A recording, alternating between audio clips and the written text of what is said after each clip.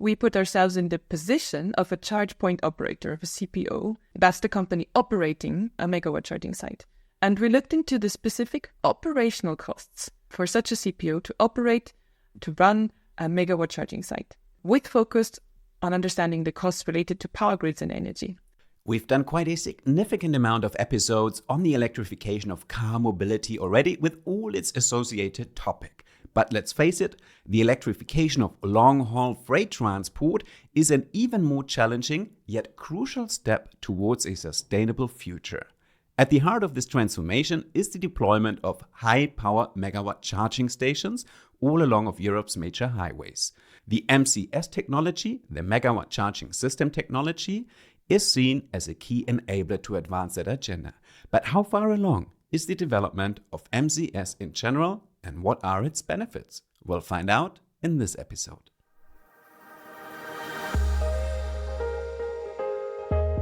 Welcome to the Smartery podcast, a podcast for and with the creators of the new energy world. A world in which energy will be renewable, decentralized and digital, bringing together electricity, heat and mobility. Let us show you how we will get there and who will get us there. My guest in this episode is Dr. Julia Hildermeier of the Regulatory Assistance Project RAP. RAP is an independent, global, non-governmental organization with a mission of advancing policy innovation and thought leadership within the energy community. And in her recent study with RAP, Julia analyzed the economic aspects of setting up such an MCS infrastructure. Before working for RAP, Julia has been with the European Federation for Transport and Environment, so she has been following and shaping the development for quite a while. Let's jump right into the episode. Welcome, Julia. Hi, Zach. Nice to be here. So, as I mentioned, usually we talk about car mobility. That's where the major advancement seems to be. But I think it's high time to talk about heavy-duty transport as well. What's the status quo when we talk about electrification of heavy-load transport? Thank you. And you're absolutely right. It's electric trucks and electrifying freight is really the next big topic, also the next big challenge. Because as countries need to urgently decarbonize and reach climate targets, road freight is currently actually one of Europe's biggest climate problems. So heavy-duty vehicles, and we can define them as vehicles above 3.5 tons, are a small fraction of vehicles on the road, only 2%. But they account for roughly a quarter of emissions in the entire European transport sector. And that means that they're actually the second largest contributor to the EU's transport emissions after passenger cars. And where freight cannot be shifted to rail, which is already a cleaner mode, it needs to be electrified to help countries reach climate targets. And that's now possible for all segments, including long-haul trucks. You've certainly heard truck makers announce that they will go electric, and then there's actually rapid growth in electric trucks. And there's also policy pressure now. We have new regulation in place, CO2 standards for heavy-duty vehicles help truck makers to shift to electric trucks. And member states are also obliged to build charging infrastructure for these trucks along highways. It's quite interesting because you mentioned also the OEMs, the truck manufacturers. I think a year ago, I actually heard one of the top executives of MAN say that for their own future fleet, they think that hydrogen will only make up 15% of their future fleet to be produced, and all the rest will be electric. So that was quite a staggering amount of electrification here in regards to trucks. But that's a whole nother discussion. We're not going to dive into that. But I think that was really brilliant to know, because there seems to be this misconception that truck traffic cannot be electrified. So that seems to be just a mere myth out there. But what we need to talk about is the charging system, because that's obviously one of the major roadblocks. It's, of course, a completely different size of batteries we're talking about here. It needs to be charged really fast because time is key in logistics. So let's talk about the MCS, the Megawatt Charging System. How is this technology different from what we usually talk about when we talk about cars, and why is it so relevant? So first of all, let's perhaps put things into context. What we know from research is that we will need a mix between slower, or let's call it normal charging at the depot for those trucks, and very high capacity charging along highways.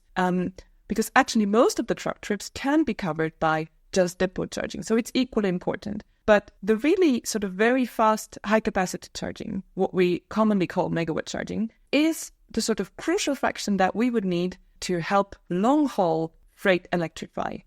And it's really decisive to electrify those trips that carry on over the whole day. You can imagine trucks leaving the depot in the morning, they're already charged, they start to drive. After 4.5 hours, they, by law, have to take a rest of at least 45 minutes, and then they'll continue their journey. And during this small, short break of 45 minutes, ideally, they will need to charge their trucks at very high capacity so they don't lose time in the operations, and they continue their journey all electric until their destination. And the more this will be possible, the more we can electrify long-haul freight and reduce transport emissions overall. And that's why megawatt charging matters so much. We'll talk more about the regulation and the cost of it, but just very quickly in one sentence, if you talk about your future standard size battery for a truck, how much of it can you recharge in 45 minutes with megawatt charging? Well, that depends really on the capacity that is provided. We were seeing the first sites developed, and megawatt is charging, or very high capacity charging is not yet on offer because the standard is still being developed. But the sites that are currently already in operation will recharge a truck with 350 kilowatt, and that's already sufficient for a truck to do, let's say, half of its journey. So we're getting there. It also depends on whether the capacity can actually be offered in the short amount of time that the truck spends charging. So it's basically several factors need to come together to make this work. You need the truck that has the time for charging. You need the capacity actually being available at the moment that the trucks need it. So it's a question of infrastructure, it's a question of timing, but in theory, it all would work out if it all comes together. And hence, you did a study, actually also a cross-European study on megawatt charging in heavy good transports with RAP. So maybe you can give us an overview of the main objectives of your study and why you specifically dove into analyzing costs and market implications of megawatt charging rather than the technology aspect. Sure. So actually, what we're seeing so far is that many people looked into building up megawatt charging for trucks, and we're seeing the first few sites being built, but few people have looked into the cost of operating megawatt charging because it's still quite a new phenomenon. But that's really sort of the next big question to understand, right? At which conditions, at which point will it become profitable? Because that's what will decide in the end the pace of the transition to electrification of freight. So that cost question really matters for truck fleet users, for the logistics companies, of course for truck makers, for infrastructure and service providers, but it also matters for the grid planners and the wider energy system, because we're talking significant loads that are being added to the power grid. So to answer the part of this question, we at RAP, we put ourselves in the position of a charge point operator, of a CPO. That's the company operating a megawatt charging site. And we looked into the specific operational costs for such a CPO to run a megawatt charging site, with focus on understanding the costs related to power grids and energy. And these are the difficult costs, or the cost difficult to understand, because they actually vary by location, depending on where you build your site. And we found that costs for using power grids are the second highest cost after those for actually purchasing the actual electricity. And they're quite high. In particular, where utilization of the charging point is low. And that's exactly the kind of scenario that we will find in the maturing market for truck charging services. Because in the beginning, we can assume that there's a few trucks charging over the day, and when the market sort of takes up, there'll be more. And the reason why they're so high, these costs for offering charging at the station are so high when few trucks charge, is that in many countries, the cost for using the power networks, the network tariff designs, really aren't fit for a very peaky truck charging pattern. But I can explain more later. This grid needs to be built to a probably at the moment gas station somewhere at the highway. So that's a new grid that needs to, a new power line. It needs to be probably dug into the earth here. And then the problem is that in the first 1, 2, 3, 4 years, there's just not enough trucks using it. And that obviously spikes the price up. And I guess another thing is that you mentioned in the beginning of your answer is that there's quite some significant differences from country to country. So maybe you can outline how different the cost structure would be from one country to the other country. Yes, exactly. So the differences in cost for operating megawatt charging sites are quite steep. between the countries that we've analyzed because the power grids are different. So when we expect that with a maturing market and increasing competition, these costs will eventually be passed on to the consumer, which is the truck fleets charging. And that, at the one hand, it's actually healthy because EU regulation, for instance, encourages a market for charging services to be competitive. But on the other hand, where those costs to operate megawatt charging are very different, and that translate into steep price differences for the fleet operators charging, they will also, of course, encourage fleets to charge where it's cheapest, which is perfectly fine and natural for a very low margin business such as freight. But the grid effects, the effects of the power grids, are that charging where it's cheapest will concentrate the use of the power grids charging at certain locations and may overload grids locally while leaving capacity in other places underutilized, probably where charging will be more expensive. And to highlight that effect in our study, we looked into border regions within Europe where we can expect a concentration of megawatt charging sites just a few kilometers away from each other. So we looked, for example, at the border between Poland and Germany, and we find that charging a 400 kilowatt hour battery truck in Poland, imagine that's an e-Actros, let's say, in a fleet, will be 15 euros cheaper than charging it at the other side of the border in Germany before taxes. And that's the phenomenon that we've called charging tourism in analogy to fuel tourism.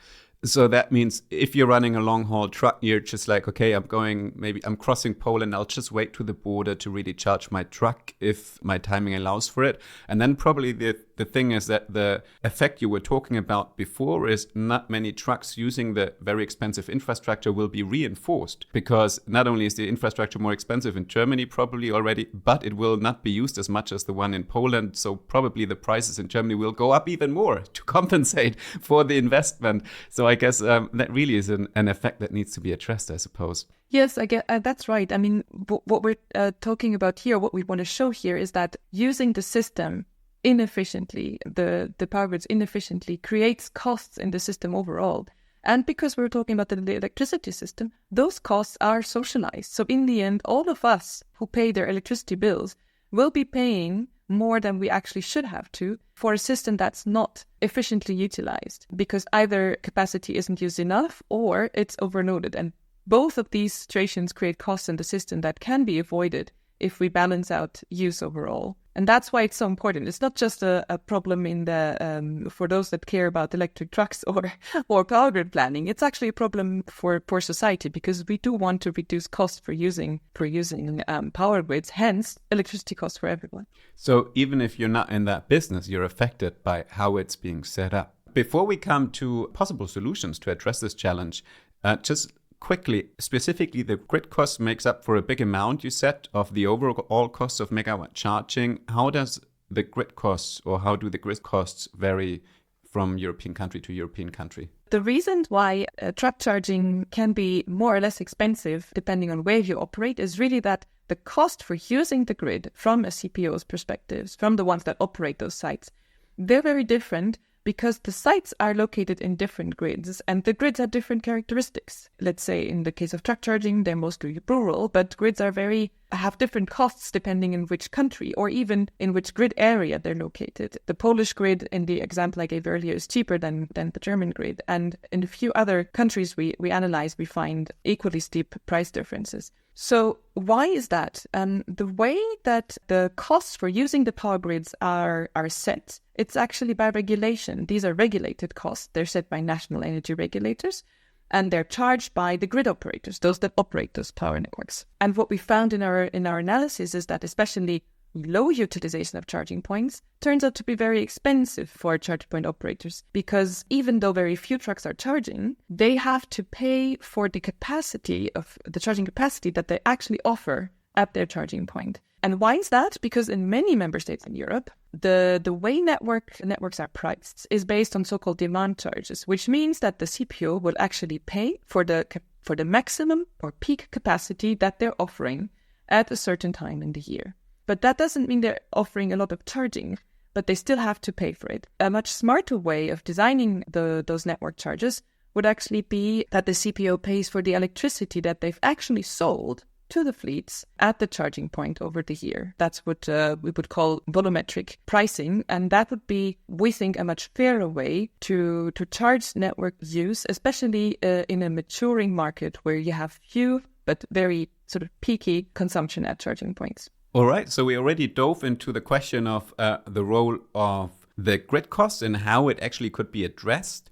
Now, when we talk about electricity costs as such, how do the costs vary here across country or across Europe from country to country, and how could that challenge be addressed? Yes, that's a good question. I mean, the cost for electricity are still the highest cost for CPOs at the moment. And that's, of course, because electricity costs are still at a historical high. But what's more important is that these prices actually are variable. That means that CPOs, but also, for example, truck fleets charging at the depot should see a price signal when is the best time to charge, both from the grid, but also for electricity. And a very good example of how this could work is when we look at renewables. Renewables are usually produced, for example, at a solar peak during the day or overnight when there's lots of wind available. And because the electricity market is liberalized, if spot market prices are passed on to customers, the wind energy and the solar energy would always be the cheapest to use, right? And it's this kind of price signal that consumers need to see to optimize their consumption. So if I'm running a depot and I charge, let's say, 10 electric trucks overnight, they tend to be parked for quite some time. And I know the window of flexibility that I can use to adapt my truck charging, depending on, for example, whether there's lots of wind energy available. And if this type of time-varying prices would also come from the power networks, I could also additionally optimize my consumption to use the grid when is, for example, a lot of capacity available, because overnight you have, less other consumption on the grid. So this is the kind of optimization that we would like to see. And it's very beneficial for customers because they can save money, because it's cheaper to use. But it's also beneficial for the environment because we absorb, for example, more renewable energy. And it's also beneficial for the power grids because we use them better because we use them when there's capacity available. And that's what we call smart charging. And we would like to see that happen with all kinds of electrified transport, actually. So you already mentioned several possible solutions. One was the price signal that you just mentioned and smart charging. Earlier already mentioned volumetric pricing.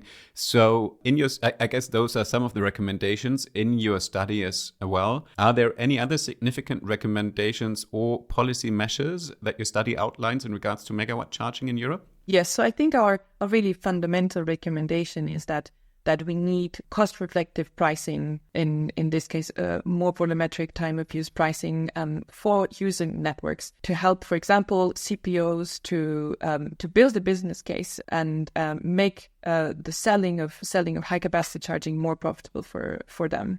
And that's really key. And why do we insist on that? Because it's not only helpful for getting truck megawatt charging rolled out and help electrification of freight, but it's actually also helpful for the energy transition overall, because there's in other sectors we're also seeing, electrifying distributed energy resources, so more and more distributed electricity use that comes with very peaky patterns that just have a very different user profile for the grid. And network tariffs sort of were designed, let's say in an old word, for very stable industrial consumption that was predictable. And that has changed with buildings and transport electrifying. We're seeing more and more unpredictable, decentralized type of consumption to which network pricing just needs to react. And that's really the fundamental reform that we need to help electrification of freight and the energy transition.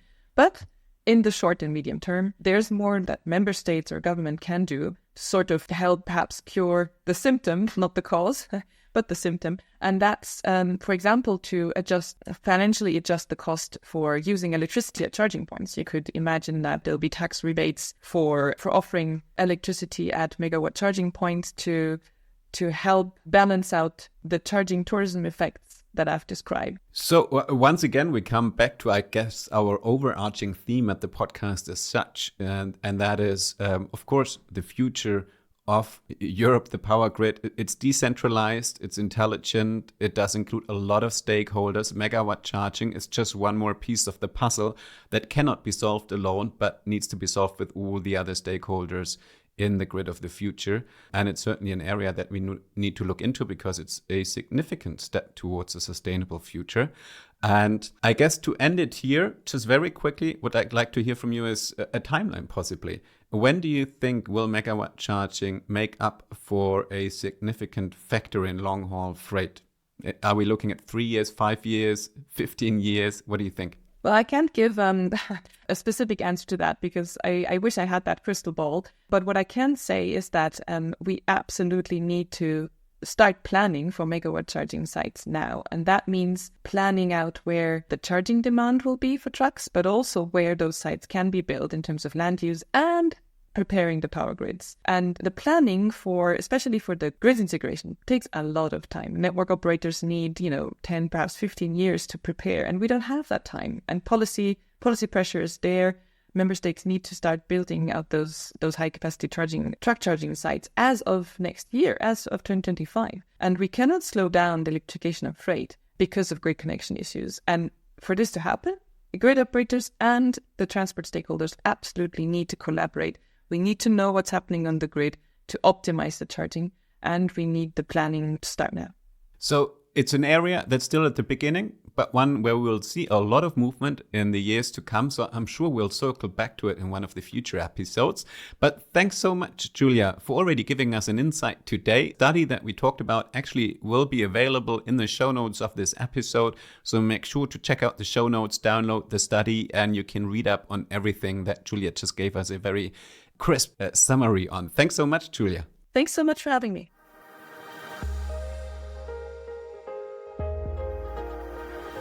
Find out more about the latest developments in the industry at Power to Drive Europe, the international exhibition for charging infrastructure and e-mobility. Power to Drive Europe takes place from June 19th to 21st in Munich. All information on the supporting program, tickets, and much more can be found online at powertodrive.de.